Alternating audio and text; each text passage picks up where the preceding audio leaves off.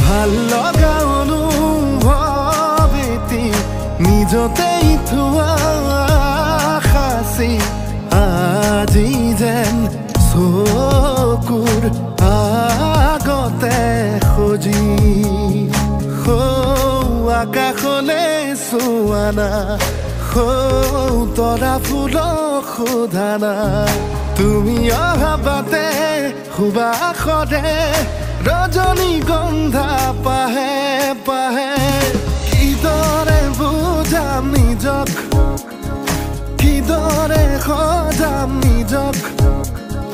কিদৰে